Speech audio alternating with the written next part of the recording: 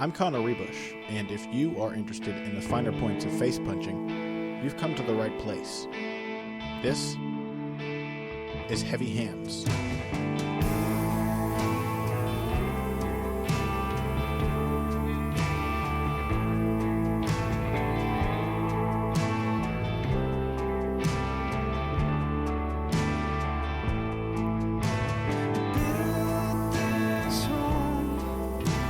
Hello and welcome to another episode of Heavy Hands. As always, I am your host, Ruebusch, and also, as always, I am joined, as always, by Patrick Wyman. Today, we're going to be discussing some of the very best fights from UFC Tampa, I believe they're calling it, now main evented by a light heavyweight matchup between ex-contenders, you might say, Glover Teixeira and Rashad Evans. That's an interesting fight, but we're most interested in the man that was formerly headlining the card before Tony Ferguson had to pull out of the fight. I'm speaking, of course, about Khabib Nurmagomedov, who is now fighting late notice replacement Daryl Horker. I think 9 days notice was the official number on how much time he had to prepare for that, so most of us are expecting a sort of ragdolling, but we'll see. Very excited to say that here to discuss Khabib's fight with us, as well as possibly a few others on the undercard, is the man, the legend, Luke Thomas of MMA Nation. MMA Fighting? MMA Nation? It's MMA Nation too, right? Back in the day. Yeah, sure, that counts. MMAfighting.com currently. Luke, thank you so much for joining us. We're very happy to have you here. Thanks for having me, gents. I'm a listener of this podcast, so it's always fun to be a listener and then to be on it. I enjoy that very much. I can tell you we're extremely honored to have you say that. And yeah, I can tell you also, probably one of the most popular tweets I've ever made was just telling people you'd be joining us on the show. A lot of love for that. So I don't know if it's love or if it's hate, but if it's there's attention, I guess that's good. As long as they're listening. Right, exactly. That's right. They're screaming right now with their headphones on. They're just screaming with rage at the sound of your lovely baritone voice. They can't stand it, but we're happy to have you here. Why don't we mostly want to discuss fights with you today and not do an in-depth interview, but for those poor souls who aren't familiar with your work, can you give us a little bit of info about your background, how you got into fight analysis, and what you're doing now? Like most of my career, I have stumbled into things with no real plan, and for the most part, at least as far as MMA has gone, it's gone okay.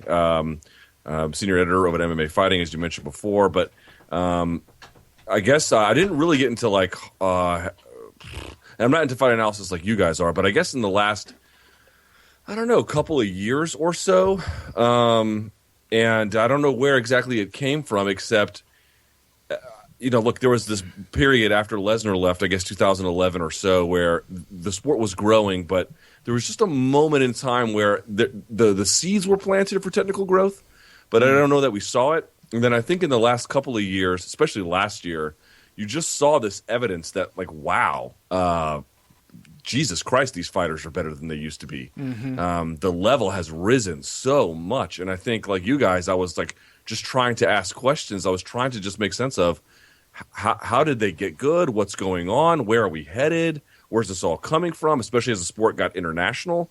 And I'm just sort of groping in the dark for the most part, but every once in a while I find a light switch. Is that kind of the notion behind the Technique Talk series that you do with various coaches and fighters?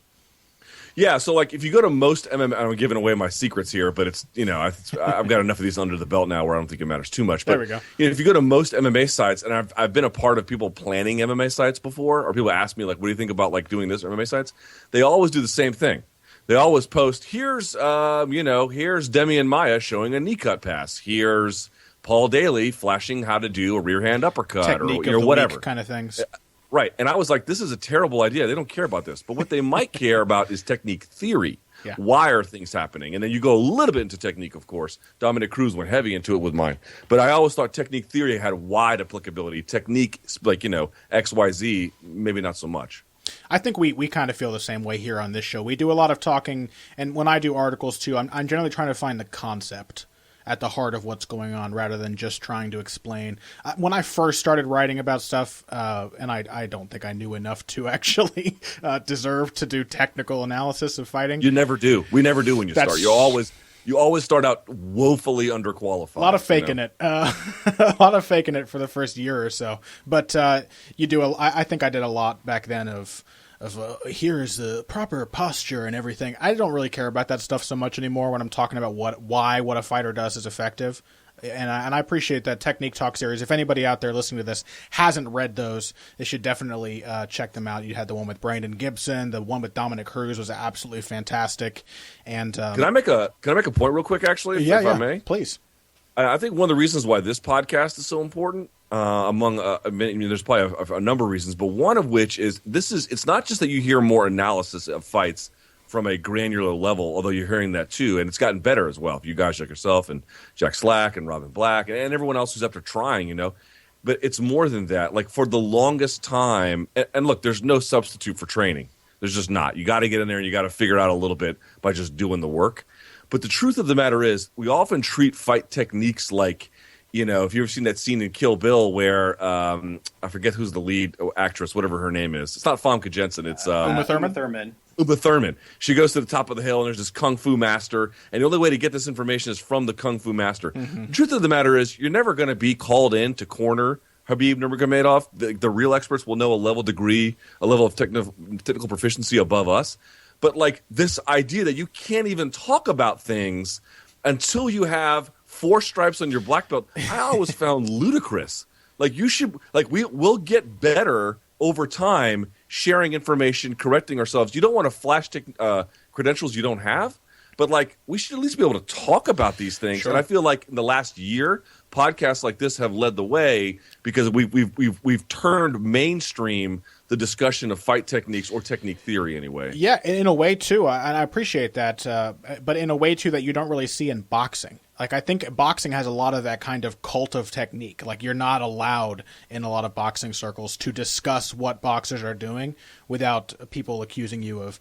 And I always try to approach. I love talking to coaches and stuff like that. I know you do as well. And the more knowledgeable the fighters, the cerebral fighters, guys like Dominic Cruz, but I think there's this idea that being the 4-stripe black belt, as you mentioned, is the only way to know about technique. I'm of the opinion that the 4-stripe black belt is not necessarily going to be as good as someone who's never trained a day in their life. It really matters on how good of a teacher somebody is, and great students do not necessarily make great teachers. They're totally different skill sets. Yeah, like up to a certain point, there's some overlap between being able to teach techniques, but being able to teach techniques to a class of people who have the baseline knowledge to understand that particular technique is not necessarily the same thing as explaining a broad concept to a group of interested listeners. And I'll say this, I've gone to a bunch of jiu-jitsu seminars now. Gary Tonin is really, really good and a great teacher, and really understands the concepts in ways that are, you just take my word for it. People always ask me, what seminar should I go to? Go see Gary Tonin. Trust me. I suspect Ryan Hall's a pretty good seminar guy as well. Oh, another one. Man, Ryan Hall fixed my bread cutter choke once, and it blew my mind about how good it was. But here's the truth of the matter is, generally speaking, and Ryan Hall is actually a pretty good example, Ryan Hall is not going to win any track and field competitions anytime soon. I have found that, look, you get guys like Boucher who are they move like cats, and maybe he's a good teacher too. But I have found over time the very best teachers I've ever had in whatever time I've spent in a gym have been the guys who struggled. The guys who had to sit there and think about it and work out the problem and get every detail of the issue and then be able to relay their struggles to somebody else. Far and away, those are the ones that are the best teachers. And those are routinely not the best competitors. Yeah, I think that's a great point. Yeah, and that's broadly true across sports, right? That if you look at who are NFL offensive coordinators, like they probably played football at some level, but very, very few of them were the kinds of guys who were star athletes at every level. Like nobody is looking at Matthew Stafford as the next genius offensive coordinator, Like they tend to be backups and bench guys and people who have to learn all the highly technical details in order to even make it to that level. They're the ones who have the knowledge to be able to, who end up having the knowledge to be able to go on and coach at a high level. Yeah, and I'm glad that you brought this up, Luke. We'll move on to Khabib after I say this, but I'm glad you brought this up because I like the idea of spreading the idea that looking for professional or athletic success or something is maybe not the best way to determine the quality of instruction you might be getting if you're out there looking to be instructed in a martial art or a combat sport. Because there are a lot of star pupils, star athletes who decide to bank on their fame or boxing or Muay Thai or whatever they're doing, jiu-jitsu is all they know after their career ends. So they say, well, I may as well become a coach. But again, these are often people who don't even... The thing with athletes is a lot of times their coaches babysit them, and they have to make them do all the things they don't want to do. And so then when they become coaches, they're like, man, I always hated that drill. Not going to have my guys do it, don't really understand the importance of doing all the things that maybe their very knowledgeable coach might have had them do. Like, I doubt James Toney is as good of a coach as the gentleman who taught him. I can't remember his name, actually. I'm going to have to look it up. But the very knowledgeable gentleman who taught him, even though I'm sure James Toney understands these things, that it's just not the same as being the person making the other people do it and know what to make them do and guiding it step by step. So go out there, have a good coaching experience. Don't just look for a guy who's whipped other people's asses in his time. That's what I say. Anyway, let's talk about Khabib Nurmagomedov. The first thing I wanted to talk about is something I was discussing on Twitter just the other day. Khabib is, I think his two secret weapons, they're not really secret, but his two maybe underappreciated weapons are one, his stamina. And I'm interested to know what you maybe think about the pace that Khabib keeps, Luke, because I have this sneaking suspicion that he may be a bit of a front runner, or that maybe he just always appears to be tireless because he's less tired than his opponent, because the pace he pushes is too hard for his opponent, and by the time they can't bear it anymore, he doesn't look so tired in comparison. Do you think he really is a freak athlete, or do you think that it's maybe a relativity kind of thing, or what? Boy, it's a good question, especially coming off this layoff, I guess. Yeah, right. I hated this Ferguson fight coming off the layoff only because I liked Nurmagomedov. I mean, I don't hate the fight in the same way that most fans wanted to see it. I don't mean that. But the stamina is interesting, right? Because you watch him compete. The only time he ever really got shut down, so every wrestler will tell you if a guy can wrestle, particularly in the ways that he likes to wrestle on his terms, they can generally go all day. And of course not all day, but they can go a long while. And, and to your point, they'll be marginally less tired than you, which is all they need to win. Mm-hmm. And I think there's a fair point that the only time he ever really got shut down in that regard was against Tebow. But that was under a previous camp. That was 4 years ago at this point. He's made massive leaps since then. So I don't know. He hasn't, I don't know. How many 5-round fights does he have under his belt? I'm not even sure about that. I don't know that he has any, actually. No, I don't think so. Yeah, exactly. So he has no 5-round fights. So to your point, we don't even know what he looks like in the 4th and 5th round. I still think he does put on a tremendous pace, and he does it from a lot of different control positions, which can be taxing, especially in his control positions. They're always in motion. He's always pulling, pushing, leaning. It's not a control position like Guida where there's a little bit of stalling involved. I mean, I'm sure he stalls on occasion. But the stamina issue is not one I've given a tremendous amount of thought to, only because I haven't seen enough red flags about it to say one way or the other it's a liability or a strength. Mm-hmm. Yeah. So to kind of follow up on that a little bit, you mentioned his use of control positions. Do you think that's what seems to tire out his opponents so much more quickly than his opponents, particularly the way he likes to use the ride, the way he likes to use body locks, things like that? It's the most amazing thing I've ever seen. Nurmagomedov is just he has no peer in the UFC, irrespective of weight class, when it comes to control positions, period. I don't care what anybody says. The tape on him is absolutely conclusive. It does not matter what kind of control position it is. Is it from a arm drag to a front headlock with under the chin, front headlock with one arm, cradle, behind the waist, against the fence, off the fence, on top, there is a liability there, because I think that actually undercuts the idea that he's a proper finisher, and that will also lead to the fact that he drains on his cardio more. But I mean, it does not matter what you do. The amount of answers he has, and the answers he has reflexively that just come are out of control. He lets guys. My favorite is if you just watch his takedowns. If he gets you against the cage, and everyone is always good at digging one underhook on him. Some guys even dig two.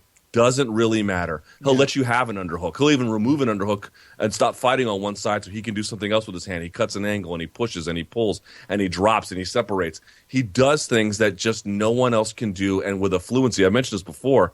He's the only guy I've ever seen who can switch on a dime from a stuffed double. He shoots a double, someone stuffs it, he stands up, drives an underhook, and there you go under Uchimata. Goodbye.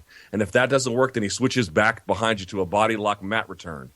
I've never seen somebody who so fluidly goes from what do you want to go common judo scenarios to common wrestling scenarios to common folk style rides, and then he can put a hook in if he wants on one side. He is peerless in that regard, and weird transitions from one type of grappling to the other. Pat and I were talking earlier about the Osotogari, I think I would call it, that he hit on Rafael dos Anjos in the third round of their fight, or maybe it was the second round. Dos Anjos comes in, he's like, all right, I'm going to wrestle with Khabib. He shoots for a takedown. Was a good idea in theory to try and push that phase of the fight. He shoots in a takedown, he gets stuffed. While he's working to finish his double, he fishes for Khabib's ankle. Khabib strips he gets wrist control in that hand and strips the ankle control. While he strips it, he steps forward into position, wraps up RDA's rear leg, and just Osotogari's the hell out of him. He ragdolls him right to the canvas. And it's this weird thing that you don't typically see judo throws executed in that fashion, where he's transitioning from a sprawl position to a throw, covering this really awkward distance with his leg, and the amount of strength and hip dexterity it takes to hit that kind of throw. He's a very, very unique grappler. The only thing I can tell is to work on him is separating from him. He doesn't need much to create a ton of problems. I was actually watching the Cain Velasquez fight with Junior Dos Santos, the third one. Mm-hmm. And I don't want this to become a headline on someone's blog or someone's forum. I am not calling Cain Velasquez this. But I had a moment in time, and I was like, wow, because, Cain Velasquez will dig an underhook, and he'll try any number of different takedowns or, go behinds or slide bys or whatever. It's like a poor man's Khabib in a way. Now, again, I'm not calling Cain Velasquez a poor man's Khabib, but suffice to say, as dominant as Cain Velasquez is, imagine you turn that up times 10, and that's kind of what you get. It's just it's like being in a hurricane, and there's no real way to escape it except for let the hurricane to pass, or land some kind of strike in transition, or find some kind of way. But if you just grapple with him, even. This is why the Ferguson fight was interesting, by the way. Like, go back to the Trujillo fight. Trujillo got out of this, a lot of those locks, by the way, by Granby rolling, something that Tony Ferguson does all the time. And yet, Nurmagomedov hit omoplatas on him. Mm-hmm. Nurmagomedov, just found ways from the most – you didn't think he could do it, and then he does it. It's crazy. Yeah, so that's really interesting that you point that out, because – it's not just that Khabib is dangerous in those transitional positions. It's not just that he's dangerous when he's trying to take you down or when you're trying to take him down. Even if you do somehow succeed in getting Khabib to the mat, it's not like he's helpless from his back. Like, he went through a stretch when he was fighting on the regional scene where he finished like 5 of 6 fights or 6 of 7 fights by triangle. And we saw him, as soon as Abel Trujillo managed to get him down with a really nice double leg, Khabib locked up a triangle. Or locked up an armbar and then switched to a triangle later, almost finished him with a triangle later in that round. It's like there's no escaping from him. And then turned it into a mounted triangle, and then went back to triangle, and the second attempt was even tighter. It's you just don't. Ronda Rousey has this universe of takedowns, and her takedowns from judo are probably better than his. And then, I don't know, pick any freestyle guy, right? That freestyle guy might have better freestyle than Khabib, but Daniel Cormier, I one time asked him, I said, how good is Khabib in the clinch? And he literally chuckled. He goes, you cannot imagine how strong he is, and you cannot imagine the relentless pressure of it's just a machine gun of attacks. It's a Gatling gun, and he's just rotating barrels one after the other, and one of them is going to catch you eventually, Yeah, have you seen the videos of him wrestling with Cormier and wrestling with Luke Rockhold? I have not. It's incredible. He manages to take Cormier down in one sequence. Wow. A guy who probably outweighs him by 35 pounds, give or take, who was an Olympian, and Khabib manages to get him down. But then there's also video of Khabib's must be at least 55-year-old father taking him down at one point, so you can kind of see where he gets it from. They got to get Abdul Manap in Bellator and have him just run over people. How great would that be? Abdul Manap versus Ken Shamrock. Make it happen. Would watch. But so to follow up on that takedown bit there, I had a question for that maybe you can answer on this, because it seems like, if the guiding principle there is always to keep your hips lower than your opponents, Khabib goes about doing that in a really interesting way. Instead of sinking down to get his hips lower, he lifts you to get to make sure that your hips are above his, and then he works everything from those lifts. Can you speak to that a little bit? So these would be the mostly against the cage takedowns, right? Yeah, and a lot of takedowns off of his striking as well. I think that both Pat and I are, we think of ourselves as striking guys first and foremost. You probably understand the grappling aspect of this better, having more grappling experience. But also with Khabib striking, for example, if you watch him striking, a lot of his strikes are upward kicks or uppercuts, which he will often quickly follow with the takedown attempt, because he seems to have this idea. He has his double leg from range is a lot like the Alexander Gustafsson double, that high double leg where he doesn't spend a lot of time changing levels. Instead, he'll use a threat to lift you up. And then when he's against the fence, he does the same thing with his wrestling, where he'll use his underhooks or his overhooks to pull you up and basically raise your hips above his, rather than having to expend all that effort staying lower than you. Well, absent video, to look at a specific example, I think some of the things that stand out for me for his entries are, to your point, definitely off the strikes a lot, wild ones, uppercuts, even sometimes he'll do a double switch knee. Those are kind of interesting, although he usually just uses those to, mess with someone. I don't know that he puts a lot of takedown effort behind it, but okay, a lot of these, that was always what worried me about some of his entries, like someone's going to crack him eventually. Yeah. But okay. But to me, I think I see a number of things related to that. If you go and watch all of his fights, he's got this reputation as this dominant, smothering grappler, which I think is fair. He doesn't ever try for a takedown in the first minute, maybe not even in the second minute. Mm-hmm. He takes a while, actually. And he always starts off fights backing up. I think a lot of things that he does is some of the physical things you're pointing out. One of the things he never gets credit for is he makes his opponents loose before he ever tries takedowns, unless he is trying to maul you against the fence. But if you're at distance, he jabs a little bit, he moves around, he backs up all the time. And when he gets guys not merely coming forward off a 1-2, but maybe the third time they've come forward off a 1-2, that's when he really sort of launches himself into these takedowns. He's very underrated in that way. And then, of course, he'll switch up pressures, and sometimes he'll come forward, and sometimes he'll, back other people up. But he always starts off fights backing up. Always.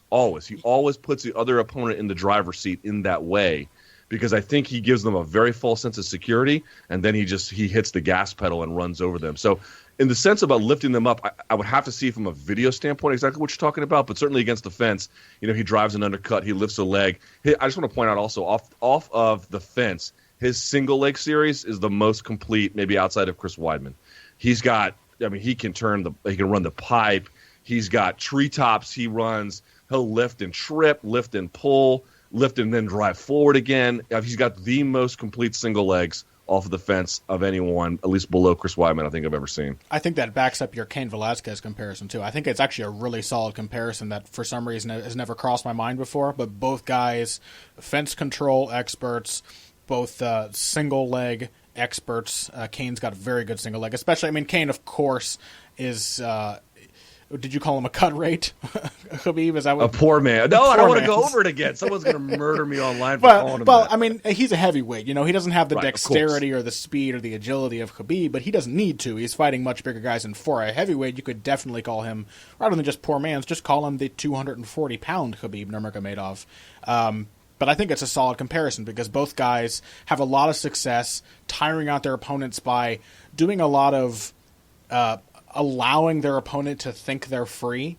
A lot of planned escapes. You see this in jiu-jitsu, where people will let their opponents pass into a choke, and you see it in boxing, where you'll let somebody pivot into a shot. But there aren't many wrestlers in MMA right now who do it as well as guys like that. I think one of the things Khabib does best is there any better example than that April Trujillo fight? How many times he let Trujillo think he had an escape, only to just drag him back down. It made Trujillo work 3 times as hard, because, of course, he knew he had to escape. But how can you remain calm and not worry about getting up under Khabib when, either you don't worry about getting up, and you're losing the round, or you worry about getting up and then you lose the second and third rounds even worse because it takes so much energy, and he always is ready. He only gives you a path to stand up that he is ready for you to take. Yeah, no, I mean, I don't have anything really much to add to that. I think it's a very sound analysis. Also, the other part about the Cain Velasquez comparison, to the extent it's relevant and fair, the underhook. You give each of those guys one underhook. I think Cain Velasquez prefers one on the left side. At least he did against Junior Dos Santos. But you give those guys an underhook, and it is a big problem for you. Yeah, absolutely. Well, let's talk for a few minutes. We got about 5 minutes left with you about at least one of the other fights on here. I think, to me, hold on a second. Before we transition real quickly, can we make one more note about Khabib's game that I think deserves to be mentioned? Please. The athleticism and the cleanliness, the two of them, they're not the same, of his passing. Okay, he can pass guard too. And a lot of guys take someone down and then they go, well, I'm gonna punch a little bit. Now watch me posture up, and I'm gonna force my way through. And it's kind of stoppable in that way, unless someone's just lights out with that pass. He'll do all kinds of things. He never really lets himself get trapped in full guard. He always kind of finds a way to get one leg on the outside, so that opens up all kinds of different passing opportunities. There's a hustle without being – it's urgent without being extreme, right? Like there's a pace to it, but it's not like he's trying to drive past you all in one go. And so that's another way he just finds ways to get on top or to the side or to whatever you want, and then you roll to your base, and then there he is right behind you on controlling on your waist too. And he's a nightmare at his best. Wanted to talk about cage control too, and I forgot to bring it up. His footwork. I wanted to talk about his cage cutting. He just has an incredible awareness of where he's at in the cage, like both as he's moving forward and as he's moving back. I mean, but so I had one more point I wanted to make real quick about his entries, right? Because he's doing a lot of different things in terms of showing you layers, and this comes back to the point, Luke, that you made about the first minute of the fight where he just kind of sticks and moves. But so there was one sequence in the Dos Anjos fight that I had to slow down and watch about a dozen times to fully understand what he does. But so he throws a right uppercut and then lever punches and throws a right overhand behind that sneaks around Dos Anjos's left glove. He lets Dos Anjos think about that for about 2 seconds. Then he follows it with another uppercut. Dos Anjos, thinking that he's going to follow with that overhand again, immediately throws a counter left. And as soon as the counter left comes, Dos Anjos is stood up tall. Khabib drives in on a double. But instead of changing levels all the way for it, he sticks his head right in Dos Anjos' chest and uses that to power him over while he sucks his hips back.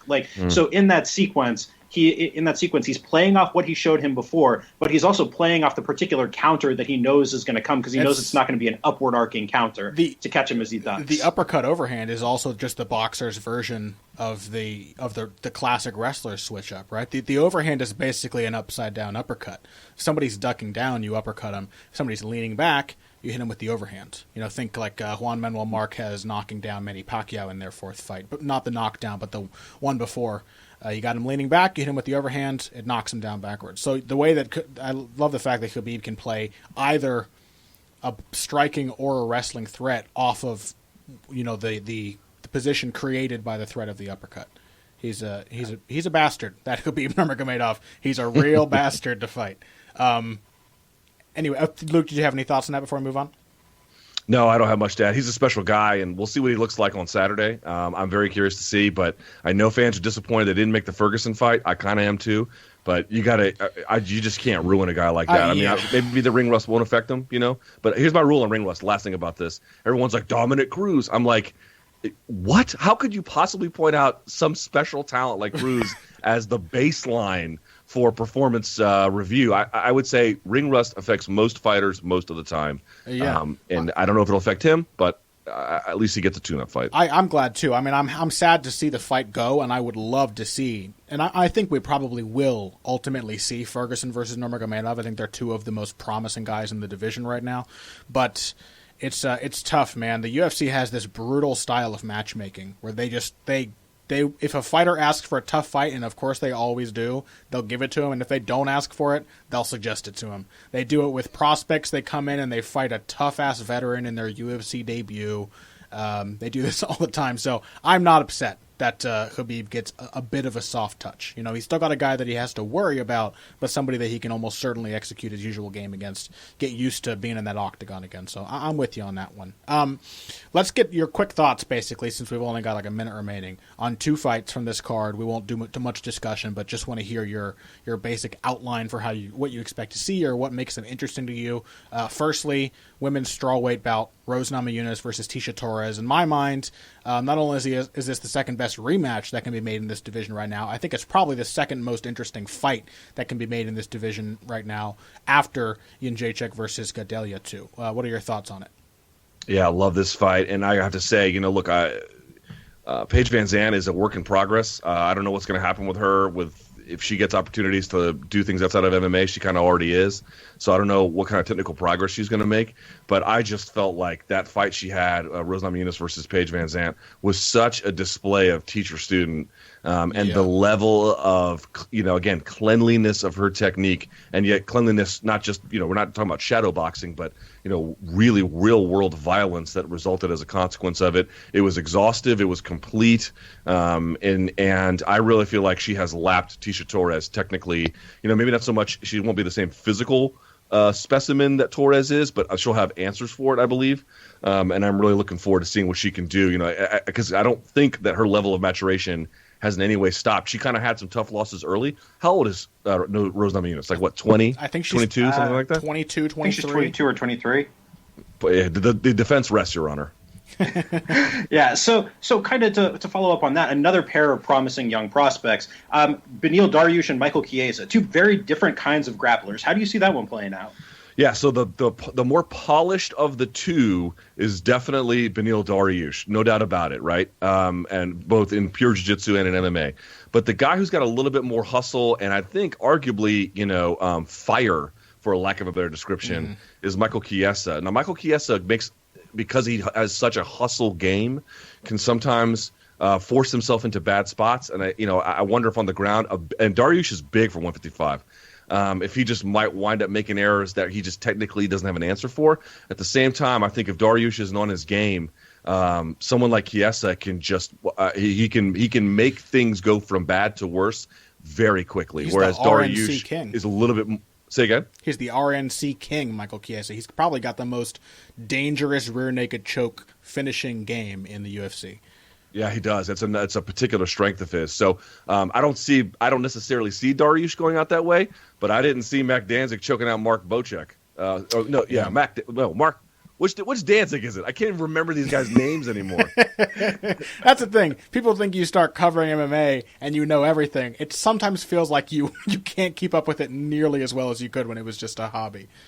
I just remember, it's a similar dynamic, not exactly the same, but Bocek was the much more decorated jiu-jitsu competitor than Danzig, and then Danzig just beat him up and took his back and choked him out. So I don't know that I expect that necessarily, but just to show you that, just to say that just because you're the superior jiu-jitsu guy against another good grappler doesn't. I mean, all bets are off in MMA. Mm-hmm. It was Mac Danzig versus Mark Bocek. Mac Danzig, there you go. Yeah, and I'm with you there. I think Chiesa. I just love guys like Chiesa. I don't know why. I think maybe the more you work around and study mixed martial arts, the more you appreciate guys who just kind of have weird, janky styles that stand out to the eye.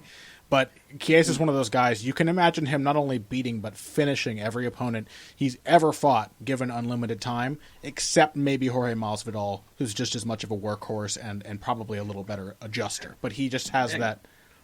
Pat?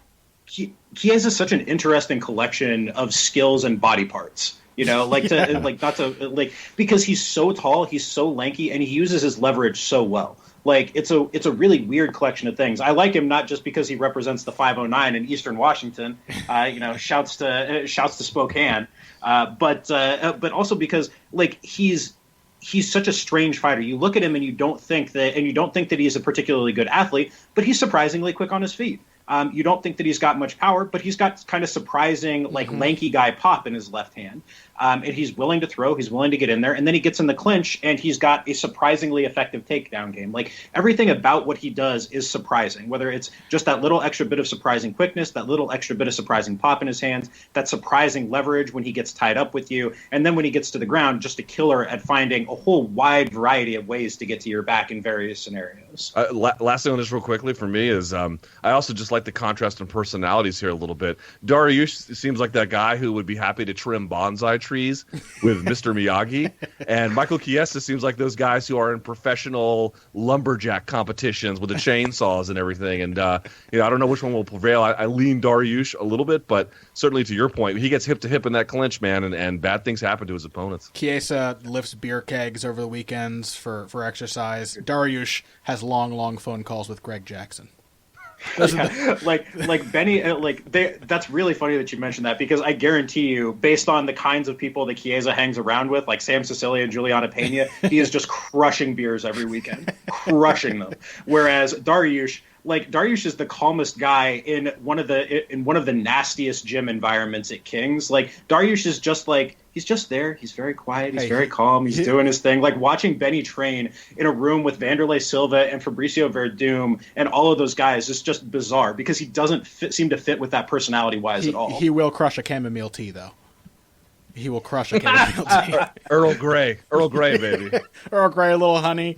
Dariush is an animal when it comes to that drink. Well, thank you so much, Luke. We'll wrap things up with you. We went a few minutes over, but hopefully you don't mind. We were really, really happy to have you here discussing these fights with us, sharing your wisdom on Khabib Nurmagomedov. Hopefully we can have you back on the show sometime, maybe to discuss, I don't know, Dominic Cruz's next fight or whatever seems like a fascinating technical matchup, or even just a technical marvel beating up someone who's not as technically marvelous as them. But thank you so much for joining us today. Thanks, guys. Really appreciate it. Yeah, absolutely. All right, and I hope all of you listening at home or on the bus or train or in your car or at work, Naughty, you should be doing your job. All of you people listening to the show enjoyed that interview with Luke Thomas as much as we did. Not really an interview, Pat, more of a discussion with Luke Thomas, but it was a blast. And we'll take a quick break. When we come back, Pat and I are going to break down the remaining interesting fights, and there are quite a few of them on the undercard of UFC Tampa, Teixeira versus Evans. Hey everybody, thanks for listening to this week's Heavy Hands. If you like what you hear, please consider pledging to support the podcast on Patreon. Patreon is basically continuous crowdfunding. You sign up to contribute a certain amount per month to help us with production costs and the like, and in return you get rewards ranging from a mention on the Heavy Hands website to a question or topic of your choice being discussed on the show. We have a lot more in the works to reward you for your help, and we appreciate every contribution. No amount is too small. Just head over to patreon.com and find how you can help out the only show dedicated to the finer points of face punching. Now let's get back to it.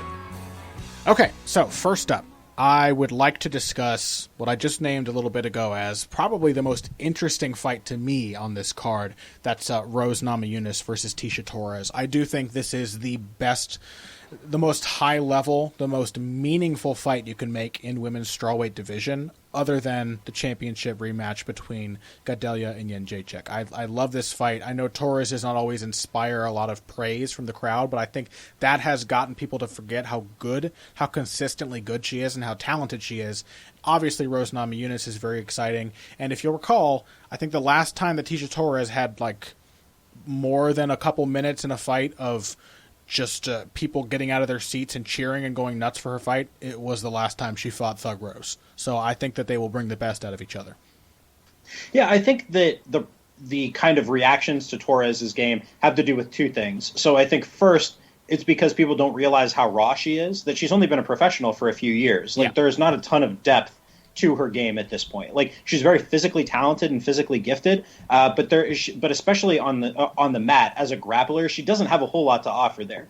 But there's also some confusion, I think, because you look at her body type, and this is the second thing, and you expect her to be somebody who's in there winging power punches, and she's not. She's a classic kind of inside-outside fighter who fights, despite the fact that she's only 5 foot tall, she fights much longer than that because she uses side kicks, she uses round kicks, she uses a lot of blitzing combinations to cover distance that make use of her speed and athleticism, but then she combines that with a really, really strong takedown game and outstanding takedown defense. So she doesn't fight like you expect her to fight, and then when she does get those takedowns, she doesn't have a ton to offer, even against people like Angela Hill, who really don't have a whole lot of idea what they're doing on the ground. She's a little bit Nicholas Dalby, right? She's got the good timing on the takedown. She's a pretty slick takedown artist, but doesn't offer a lot from top position. More control-oriented than anything. It's like a scoring position for her, or a way to get rest, or a way to break the opponent's rhythm. She gives them things to think about. Yeah, exactly. Yeah. Do you remember in her fight with Jocelyn Jones-Lieberger when she started unloading on Jones-Lieberger in the third round, and Joe Rogan is like, "This is what Tisha Torres is known for. This is what she's really good at." I'm like, "Not really, Joe." she's Tisha 7 straight decisions to start her pro career, Torres. Yeah, right. She's really good, but she is not an action fighter, and I think people really, I guess with Tiny Tornado and all that, people really want her to be, but I think she's very interesting as a sort of archetype because I'm always fascinated by small outfighters. There are guys like Uriah Faber is an MMA example, but there are even boxers. I'll have to rack my brain to think of some. But there are a lot of good small outfighters in history, and it's always an interesting type because they end up using their short stature to make up for the fact they don't have the long reach. Because a lot of long fighters are also very tall, and so they're vulnerable at range to overhands and things like that. Tisha Torres has to be very quick of foot in order to make this style work, but she also has the advantage of being small, so she can come in under your strikes and close the distance in a surprising way. You can't see her full body when she's closing the distance. It's hard to tell where she's going to be next or where she's headed. And so, strikes coming from below can be just as difficult to see as strikes that come from up and outside your field of vision. So it's a very tricky style that I love to see employed. I think she does it pretty well. But I also think she's got a few really noticeable limitations. I think she may be the most one-handed fighter in MMA aside from Andrei Arlovsky. Like the most one-handed elite fighter aside from Andrei Arlovsky. She makes it work. She's at the top 5 of this division, but boy does she not possess a left hand. Yep. It's a real problem. Yeah, I think it speaks to how limited she is in general. I mean, it's not that I'm not at all saying that she's a bad fighter. And when you look at Torres's record, she has never had an easy fight. Look at the names that Torres has beaten in her young career. She's beaten Paige Van Zandt, Rose Namajunas, Felice Herrig, Angela Magana, Angela Hill, and Jocelyn Jones-Lieberger. And in her pro debut, she beat Kiana Rain, who's somebody I know. I've sparred with Kiana in the past. And she has only ever fought good fighters in the entirety of her career. So it's not like she's ever had a tune-up fight where she could just go in there with the idea of getting cage time and working on things. The entirety of her career has been in the fire against really good fighters. And that can both be a good thing for you, as it's clearly made Torres a handful, but that can also stunt your development in some ways. And I think we see that with her lack of game on top and her one-handedness on the feet. You think maybe she's a bit of a survivalist because she's been in the ringer from the very beginning? Like she's only developed the things that need to be developed rather than realizing how much breadth her game is missing? Yeah, and I think that it's led to people misjudging her too. I think that we're going to look at Tisha Torres in 2.5 years and be really surprised when suddenly Tisha Torres looks like a much different fighter than somebody who took down Angela Hill and smothered her for 3 rounds in Mexico City. Sure, yeah. Yeah, absolutely. Well, let's talk about Rose. Rose is pretty heavily favored going into this matchup, and I think as people at home can tell by the way we just talked about her, I don't think either of us think that she should be heavily favored over Tisha Torres, but I do think both of us agree that Namajunas should be favored. Is that correct? We're on the same page there? Yeah, I would say so. Based on what we saw in Namajunas' last performance especially, she seems like an entirely different fighter. Yeah, absolutely. And as Luke mentioned earlier in the first segment, I think Namajunas, she's 23 years old. I think she has that kind of crazy prospect growth potential, that her technical understanding and her feel for fighting is going to grow by leaps and bounds. So recall, she already had a very competitive first fight with Tisha Torres. Their first fight, Torres won, but if you watch it, Namajunas had her moments. There was a shocking armbar that didn't get completed in the very first round of the fight, for example. I think Namajunas has grown in a few ways, perhaps most importantly, because her grappling I still think is her core strength. She has retained her aggressive grappling mindset while becoming much more positionally savvy. The Rose Namajunas that floated on top of Paige Van Zandt for 5 rounds until getting the finish was very different from the Rose Namajunas that fought even Carla Esparza just, a year and a half ago? She was very, very different in her...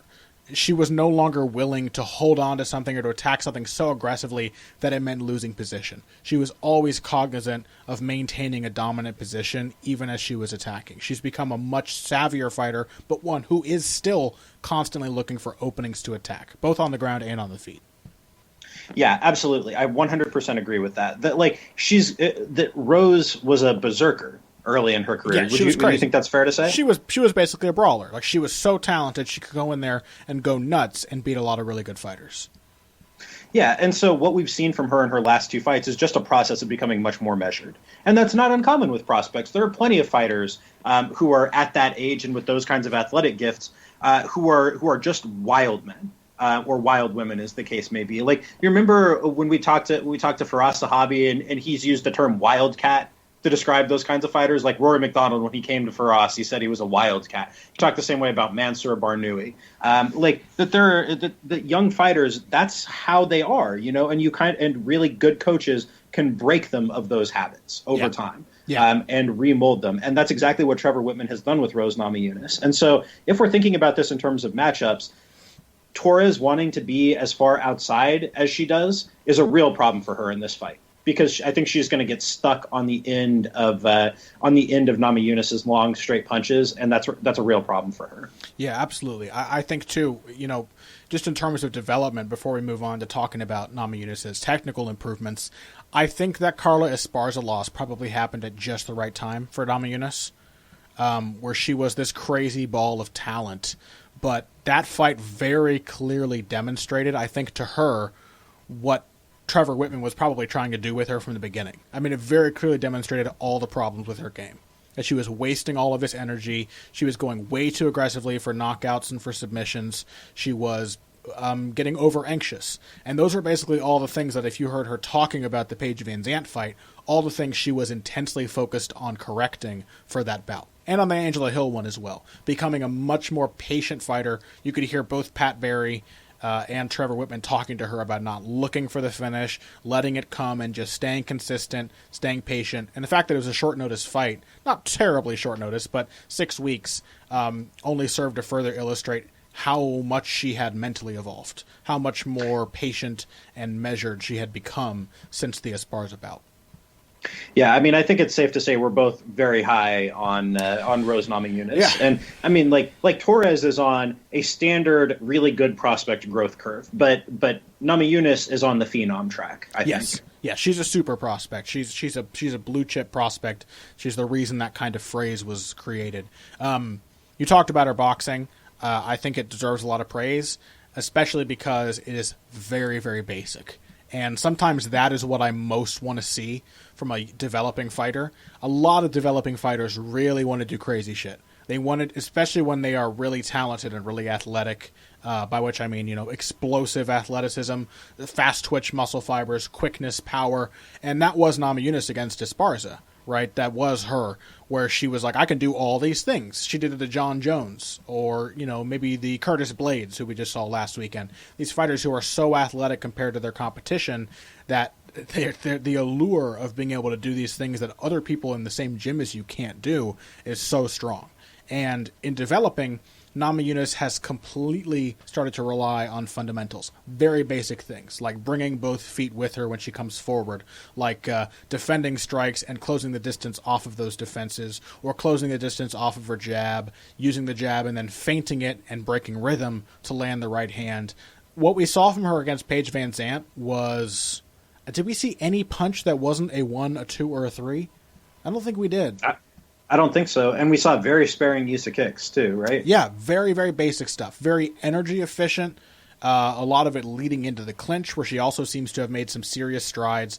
Very, very efficient and very smart. And I'd love to see that. I think that's going to be her big edge against Torres. As I said, Torres is very quick. She's very explosive. She covers the distance really well, but she is limited to that one hand. There's only really one threat for Namajunas to worry about. There will be other things to get around, other things to look out for, but in terms of what's going to hurt her, it's only going to be that right hand.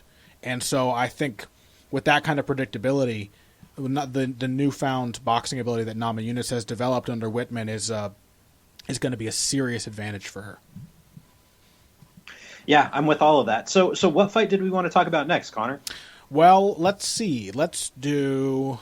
This is a really good undercard, by the way. It blows the undercard of UFC 197 out of the water.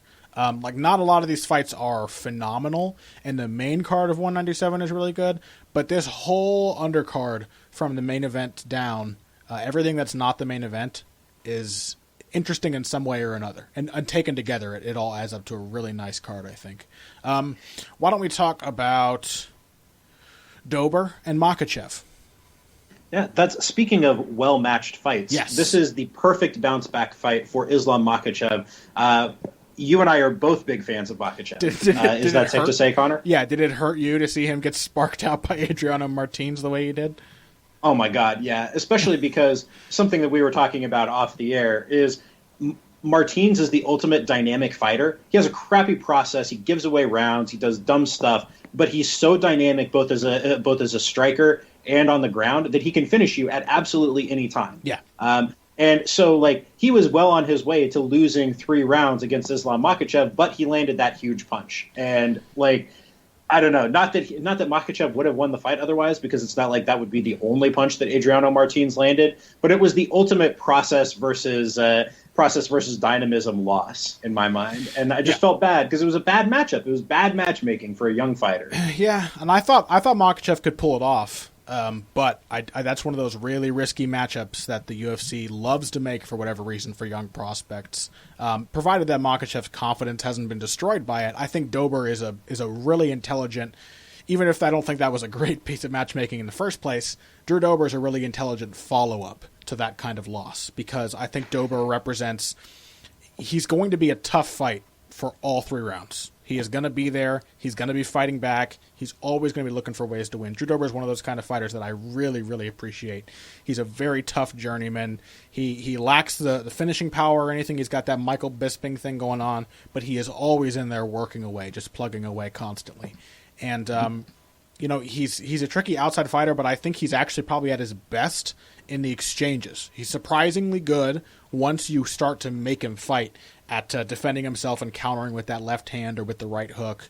And then he picks away with kicks at range. I don't think he's going to be able to deal with the wrestling of Islam Makhachev, the phase shifting, the blending of striking and grappling that Makhachev is so good at. And I think that of all of the Dagestani prospects out there right now, Makhachev is probably the most talented in that regard.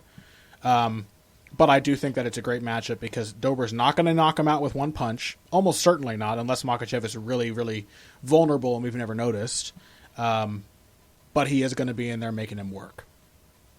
Yeah, this is Islam Makhachev is Khabib Nurmagomedov without the extreme athleticism, but he presents similar kinds of problems that if you let him touch you, then you're going to hit the canvas in one way, shape, or form. Just because the chains of takedowns that he puts together are so slick and so creative that he chains singles, doubles, trips, throws, mat returns, rides, and if anything, he is a more dangerous finishing type of grappler than Khabib is. If you put them side by side, and they're friends and training partners, and Abdulmanap Nurmagomedov has trained both of them for many years, obviously in Khabib's case, so they're very similar. But when you put them side by side, Khabib has almost every edge except for the fact that Makhachev is a much more aggressive, finish-oriented grappler. So Khabib will ride you if you let him grab onto grab a body lock and just put his weight on you. Khabib will do that for 2 or 3 minutes and sneak in the occasional punch.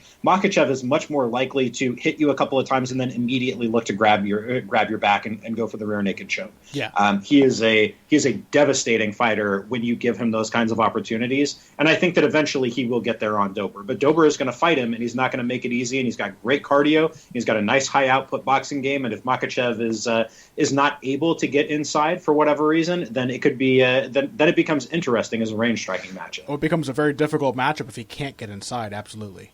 Yeah, I love this matchmaking. I think it's good. It's nice to have a slightly gentler but sensible touch for Makhachev after that loss. It's one of the more interesting ones in this card. Let's take a quick break. When we come back, we want to talk about... Do we want to talk quickly about Akhmedov versus Dos Santos? Let's not talk about that one. Let's talk about the two true outcome fight of Cesar Ferreira versus Oluwale Bambose. Oh, yes. Okay, so when we come back from this break, we're going to talk about Ferreira versus Bambose, 2 outstanding representatives of the League of Extraordinary Journeymen middleweight division, and then we're going to wrap up the show discussing the prospect fight between Randy Brown and Michael Graves. Financial support is fantastic, but there are other, even easier ways to support Heavy Hands. perhaps the best is by spreading the word. We know our fan base. You're all cool, popular people with serious social media presences. You're tastemakers and trendsetters. Okay, there are one or two of you that don't fit that description. You know who you are, but no matter what, you can always help us out by telling folks about the show. You can also give us a positive rating and review on iTunes and Stitcher, things like that. We rely on word of mouth and positive feedback to grow and improve, so thank you very much for your time and your help. Now, back to the show. Alright, and we are back. Two things before we get into our remaining fight discussion. I want to thank a few people who supported Heavy Hands on Patreon for the month of March. These following people, they pledged $5 or more to the show on patreon.com. Those are Henry Protzman, Emil Vang, Angel Jambazov, Mark Guagenti, Matt Giordano, Ricky, Ben Cohn, and Shane Walsh. Thank you very much, guys, for supporting the show. And again, if you are one of those people, $5, you are allowed to submit a question. We'll guaranteed answer it on the show in a matter of a couple weeks or possibly up to a month after you submit it. And if you donated $20, you get a whole topic suggestion, so on and so forth. You can check out the page to see all of our rewards. The other thing, short boxer that I was thinking of, because I just thought of it, Miguel Canto. So if anybody wants to see a masterful small outfighter, check out Mexican flyweight boxer Miguel Canto. You can find some of his fights on YouTube. What do we want to talk about first? We wanted to talk about, oh God, Cesar. I looked at the card and remembered. Cesar Ferreira versus Oluwale Bangbose, or Bangbose. I'm not sure how it's pronounced. It keeps flopping around on me. Bangbose is the short notice replacement for Kyle Magalhaes, fighting Cesar Ferreira on, 8 days notice, something like that. It's very short notice, but I think this is a notable fight because there are basically two possible outcomes here. Yeah. In the first, a guy who has all first round finishes on his ledger finishes one of the chinniest fighters in MMA with a big strike early on. In the second, Ferreira, a guy who is really skilled and has a pretty good idea of what he's doing in just about every phase of the fight, takes down a guy with suspect takedown defense and very little grappling skill and either controls him from the top or submits him. So which one of those do you think happens here, Connor? I think Ferreira submits Bangbose only because the Holy War Angel is on very short notice. He's a big, muscular, explosive middleweight. He's very stocky. He throws full power into everything he throws. I think I have never seen him. His longest fight. Let's see. His longest fight. I think it was like 3 minutes and 14 seconds. 3 minutes 18 seconds. That is his longest fight. A TKO via head kick. Not only is he fairly untested against decent competition, the Sarafian one was good, but again, happened in 1 minute. And then his only loss was a loss in the first round to Uriah Hall. So he's not, win or loss as a pro, never gone past the first round. I genuinely have no idea what he looks like in the second round. And I do know that he tends to slow down at the end of the first round. I don't think that's going to get any better with no preparation. At the very least, it'll be the same if he has been in training in the interim between fights. And yeah, Ferreira's definitely chinny. He gets hurt, but he's pretty good at grappling. He's got a good submission game. I think if he gets Bangbose down by the end of the first round, he's going to be too tired to do anything about it. So I don't know. It's a weird fight. I'm picking Bangbose by knockout, and I'll tell you why. You said 3 minutes and 18 seconds, longest fight of Oluwale Bambose's career. Yeah, I know. Jorge Masvidal knocked out Cesar Ferreira in 4 minutes and 22 seconds. Sam Alvey knocked him out in 3 minutes and 34 seconds. CB Dollaway knocked him out in 39 seconds, and Elvis Mutapcic knocked him out in 25 seconds. Yeah, that's why I'm picking Oluwale Bambose in this particular fight. But those are really like the only two things that can happen here. Like Bambose is not going to submit him. Is not going to submit Ferreira. He's probably not going to take him down. Ferreira is probably not going to want to is incredibly gun shy because of his issues with chinniness, and is probably not going to want to strike with him on the feet. So, given a limited possible range of things, I love this fight because there are only so many things that can happen here. It is a very, very limited replication of Rumble versus Bader. very limited, but pretty much the same fight. It's a weird one. So we'll see how that plays out. It'll be interesting at the very least. Now, we wanted to introduce a new segment, or whatever you want to call it. Something, I guess it's not new because we did it last week, but Pat and I really enjoyed debating Rothwell versus Junior Dos Santos, Ben Rothwell versus Junior Dos Santos. We enjoyed basically arguing, making a case for two fighters. Whether or not we agree with the case we're making, I think it's a good way to view a matchup, to have a discussion and go back and forth on how you see a fight playing out by arguing for one fighter in particular. So we're going to do a new segment. We took some suggestions. I think this suggestion was from, is it Bacon Radar? I think that's the man's name on Twitter, at Bacon Radar. He suggested punch, counterpunch.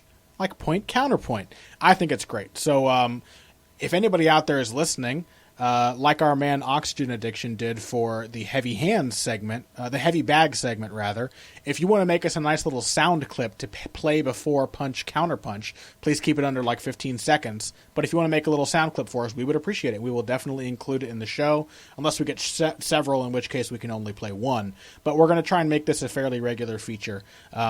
So let's get into it. Counterpunch, a 4-ounce Glover's quarrel in which Pat and I go to bat for two opposing fighters. I tell Pat why his fighter is bushwhacked, and he asks me, why, man? And the fight we will be discussing today is Randy Brown versus Michael Graves. Great prospect matchup between welterweights. I hate when the UFC matches prospects against tough veterans. I don't mind when two prospects fight each other. I think it's a much better and easier loss to come back from when you know the other guy's got potential and he has as many inconsistencies as you do. He hasn't learned his full game yet. Here we have a fantastic style matchup, and one that is reflected in the physicality of the two fighters. We've got Randy Brown, who boxed as a teenager. With the boxing background, Randy Brown is, I think, 6'3", with a reach of, I want to say, 78 inches. And I believe Michael Graves is the wrestling background. I think he wrestled in high school and college, if you want. And he is 5'10", with a reach of, I want to say, 71 inches. 71 inches. So we have significant size difference, two styles that kind of, they're not complete styles, but they attempt to make the most of those edges. Both guys 25, both guys undefeated. 7 fights for Randy Brown, only 5 for Michael Graves, but very similar fighters in terms of accomplishments and development. And so that's why I think it's such an interesting fight. For about the next 5 or 10 minutes, I'm going to be arguing for Michael Graves, who I think is going to win. Pat, you think that Randy Brown is going to win, correct? Yeah, absolutely. So just to add to what you were talking about there, Connor, they're both extremely physically gifted in entirely different ways. So they're both very quick. They're both very athletic. But Graves is explosive. He is really, really fast when he gets in on you. Brown is much sneakier with his speed and athleticism. He doesn't look like he's covering that much distance, but suddenly you're trying to hit him and he's too far away. Graves looks like he's way outside, and then all of a sudden it's like he's teleported himself onto your hips. Yeah. Graves is a surprisingly proficient clinch wrestler. Like he's got a great deal of skill and a great deal of variety in his takedowns, trips, throws, in addition to more standard singles and doubles. All of them chain together really nicely. He also has a really nice transitional game on the inside, really excels at mixing in his strikes and his takedowns, throwing on clinch breaks, things like that. Brown is also, despite his boxing background, a surprisingly good clinch fighter. Yeah. He uses his height and his leverage really well. He's got long arms, as we talked about, long legs, really excels at lifting up sharp knees, he could really jack hard on underhooks and overhooks when he's in there. It's a surprisingly proficient game for a guy who didn't have that kind of background going in. But essentially, I'm picking Brown because I think that his height makes all the difference here. He's got a massive height advantage, he's got a massive reach advantage, and he fights long. He's got a crisp jab, he's got a crisp right hand, and he's got a really nice backstepping counter game. So if you try and come after him as he exits, almost always on an angle, he's got good circular movement. He's going to try and clip you with a nice left hand, a nice uppercut as you come in on him. Makes it difficult to get to get inside on him without him being the one who's dictating where in the clinch you get to. Against Matt Dwyer, a really experienced clinch fighter with a nasty game on the inside, who's also very tall. Dwyer wasn't really able to get much going against Brown on the inside. The less experienced fighter, without a defined background in those spaces, was able to dictate, for the most part, the terms of those clinch exchanges. Yeah, and by the way, these two guys' UFC debut fights represent very similar challenges, too. Michael Graves fought Vicente Luque, who is tall, like Matt Dwyer, and kind of has a game that challenges what Michael Graves likes to do in a not consistent way, but a dangerous one. He's got the headlock chokes that he's very good at, the submission game, kind of a counter wrestling game. And then for Brown, Matt Dwyer had the striking with the more varied skill set to challenge the boxing of Randy Brown. He had the hands, but also the long kicking game that he liked to use as well, and the reach, something that Brown has never had to deal with as being such a tall, long fighter, somebody who's basically the same size as him. So, and both of them, I think, were 8-5 when they fought them. So a lot of parallels between these guys. I hear what you're saying about Randy Brown, Pat, about him moving out of the way and things like that. I think a big advantage in Graves' corner is that he is a much faster starter. He tends to know what he wants to do to his opponent. He's a pretty consistent fighter in a way that could hurt him later on. He kind of does the same thing in every fight, but he's good at it for now, especially against inexperienced opponents.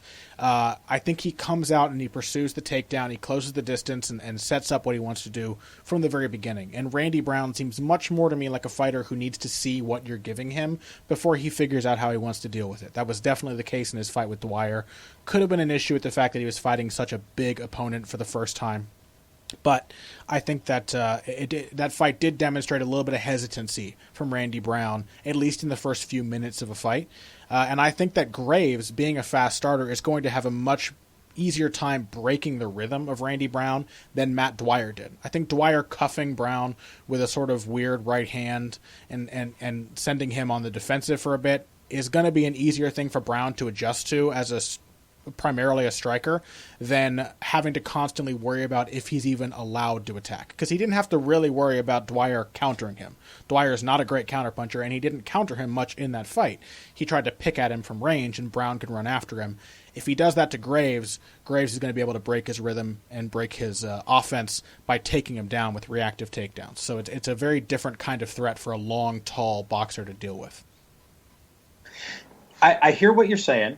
It makes a lot of sense. And I think that a lot of Graves' quick starting has to do with the fact that he's a very well-trained fighter. Yeah. He comes out of an American Top Team. That's a camp that's known for its game planning. And Graves certainly personifies that. He seems to me to be a really coachable fighter. Like if you listen to Graves in the corner, and this was true when he was on the Ultimate Fighter, the ATT versus Blackzilian season of it, Graves seemed to be very coachable. He seemed like a guy who was listening to his corner. And if you're coachable in the corner, then you're probably coachable in camp as well. Mm-hmm. And so I think that speaks to Graves' ability to come out, know what he's going to do, and apply that from the opening bell. On the flip side of that is the fact that Brown is really good at figuring out what you're trying to do to him and then adjusting. Brown may not start quite as fast, but I think he really excels, and this could be because of his boxing background, where you have a lot of experience in those kinds of matches without being able to watch tape on your opponents. It takes you you have to be able to pick up on what your opponent is doing if you're going to survive in that kind of environment. Mm-hmm. And I think that the fact that Brown may need a little time to get going is not really going to hurt him in this matchup. Why? Because Graves isn't a dangerous finisher. I don't think. I haven't seen much to suggest to me that Graves is the kind of guy who's going to jump on your back and choke you out right away. I don't think he's the kind of guy who, while he's a good athlete and has that kind of athlete power where everything he throws comes fast and it looks like he gets weight behind it, I don't think that Graves has that kind of finishing ability or those kinds of finishing instincts. Whereas Brown, I think when you give him the opportunity, I think he's a killer. I think he's got great killer instinct. And I think, too, that what we saw from Graves against Luque was that he faded as that fight went on. To be that kind of athlete, to engage in that kind of distance covering, it's not just that Graves is explosive with his wrestling. He likes lateral drops, high amplitude takedowns of that kind. It's also that the strikes he throws they're big strikes. They take a lot of energy. He likes spinning kicks. He likes head kicks.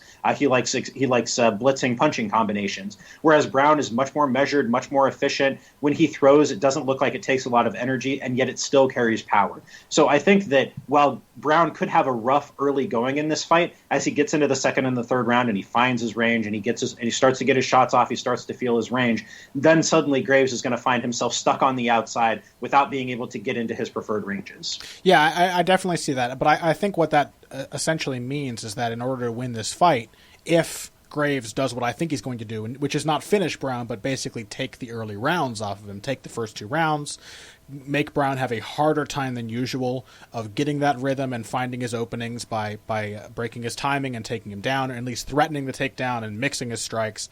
If Graves does that successfully, what that essentially means is that Randy Brown has to finish Graves in order to beat him. And while I have picked fighters on that basis before, sometimes correctly, on the idea that they will drop the early rounds of the fight and then get a finish in the third or the fourth or fifth round late in the fight, I don't think Brown is at the point yet. And I think Graves is a little too crafty, a little too coachable, a little too tough to be easily put away. I don't think that Randy Brown is a shocking kind of finisher. I think he carries a surprising weight, like a lot of weight behind his shots, like a lot of lanky guys do. But I don't see him as the kind of fighter who's just going to suddenly blow somebody's doors off with a single shot. And so if he can't get that and he doesn't have the craft to make it happen through attrition, then that's why I think Graves is going to have this fight. The other edge, before we wrap this up, that I want to mention for Michael Graves is that I think he is a bit more of a mixed martial artist, with the emphasis on the mixture. If you look at the UFC profiles of these two fighters, Randy Brown talks about doing striking training in the morning and grappling training at night. And I think that is the way he works on it. I think it's great to specialize. I personally encourage lots of fighters to go and focus on their specific assets. But we know that Michael Graves trains as a mixed martial artist almost every time he trains. I think that's the ATT method, and that's why fighters from ATT tend to be so good in transitions. I think Graves is very purposefully good at finding the small openings and the little moments and the little spaces between phases or between distances. We saw that in his fight with Luque. We saw it when he was in the Ultimate Fighter house. He's very good on clinch breaks. He's very good at setting up his takedowns with his strikes. He's very good at putting his combinations together in such a way that you end up walking into the third strike even if the first strike misses. So I think that is going to be an edge for Graves that will help bridge the gap in striking ability between him and Brown. My last response to this, the last thing I want to say on it, the antidote to all of that is length and range. That all of that is true. That Graves can be great at using his strikes to get in on his takedowns. But if he's 4 inches too far away, because that's the distance that Brown's setting, then none of that makes a difference. Sure. Yeah. It may very well in this case, but I don't think we can overstate how much of an advantage it is to be able to set that, especially if you're a kind of a rangy fighter who moves pretty well in space, which Brown does. So there, I think you see both sides that we're looking at. I think you see both of the cases that we've made, and hopefully you've enjoyed this new segment. Yeah, I think it's a lot of fun. I think it's a really good way to look at a fight. That's punch counter punch, two very promising fighters. I think Pat and I are both very high on both of these guys, and regardless of who wins, I think both of them have a lot of potential, and I'm definitely excited to see them match up. I do like prospect fights. You know, I like when a prospect's first tough fight is against another guy as talented but as inexperienced as him. I think it's a very interesting way to match two guys together. So, yeah, excited to see it. Let's very quickly, before we end the show, let's quickly give our thoughts on Rothwell dos Santos. Last week, we did our first unnamed edition of Punch Counter Punch on that fight. I argued for Ben Rothwell. Boy, was I wrong, Pat. Boy, was I wrong. Well, I think it was an interesting fight. And I picked Junior Dos Santos, and that fight went pretty much how I thought it would, but I did not think that Dos Santos would be quite that successful. Sure. If we look at the statistics from that fight, Dos Santos landed at an unbelievable clip, at an absurd clip. I think he landed something like 2/3 of the strikes he threw. He landed 63% of the shots that he threw. I threw 247 strikes and he landed 157. And if I recall, just to add more depth to that stat, I think they said 42% of the strikes were to the body. He landed a hell of a lot of body punches in this fight. Yeah. He landed 92 of 100 body strikes that he threw. Yeah, Rothwell could not defend those. And I think we both acknowledge that. I'm glad that I at least gave credence to that in our discussion. I was like, boy, I would hit Rothwell's body. Big, tall guy who has a weird high guard. I would hit his body all night. And he basically landed every body shot he threw. Yeah, I mean, it was interesting. Like, it was interesting to see Dos Santos be able to do that. Now, I think, Connor, you and I disagree a little bit on what this means for Dos Santos moving forward. Is that fair to say? Yeah. I think Dos Santos did show some improvements, which I'm glad to see that he's still capable of making them. I thought his footwork was a little tighter. Two very specific things. He didn't take more than one or two backward steps without moving laterally at almost any point in this fight. He was always looking to circle off after stepping backward, and he took a lot of angles off of his punches. He was stepping to one side or the other almost every single time he stepped in with one of those stiff body jabs or a stiff right hand to the body. He was constantly circling off of the brief hesitation created by his strikes. So I thought that was a great improvement. I do, however, think that, in arguing for Rothwell's case here and arguing for a Rothwell win, I kind of felt like I was saying this may have, like, even with Rothwell as good as he is now, this is a fight that I would have probably confidently picked Junior Dos Santos in a few years ago. But given the intangibles, given the fact that I felt that Junior had declined to a certain extent, how much confidence Rothwell was having coming into the fight, I thought that Rothwell would be able to overcome what was always going to be kind of a bad stylistic matchup. And he couldn't. And it turns out that Junior Dos Santos, the way I see it, can still win a favorable style matchup. But I'm not sure how much more to take away from it than that. As I said, small improvements, but we know Junior can pick apart big, slow, plodding heavyweights. It's what he did when he gained all that hype going to his title shot in the first place. It's only since then that we've seen him against wrestling-heavy, mobile fighters with good boxing, and we've realized how much trouble he has, whether it's against Mark Hunt, Cain Velasquez, Stipe Miocic, or Alistair Overeem. He wasn't fighting anybody like that in his first run up to the title. The most similar guy he's fought in the past 3 years to the kind of guys he feasted on early on is Ben Rothwell. So I think that's a fair counterpoint. But so you mentioned two things. You mentioned much better lateral. You mentioned that he was much less inclined to take more than one or two steps backward at once. You mentioned him angling off at his punches, but Connor after his punches. But Connor, I think you left out the single most important change that Dos Santos made. He was much more aware of where he was in the cage. Sure. He was every time his back hit the fence, it was like the thing was electrified. He immediately got off it. And that, more than anything else, is what's gotten him in trouble in previous fights. Not so much the backing up as the lack of urgency in getting off the fence when he was put there. That's true. So you put those three things together, they may not sound like that big of a deal. But in the context of knowing that the problems that Junior Dos Santos has had in the past have been essentially predicated on his tendency to back straight up and until his back hits the fence and then stay there for 2 or 3 seconds too long while the other guy hits him, no longer being willing to do that. Like take the Miocic fight for an example of this. Miocic was not actively trying to pressure him for most of that fight, and yet Dos Santos found his back to the fence with regularity. Yeah.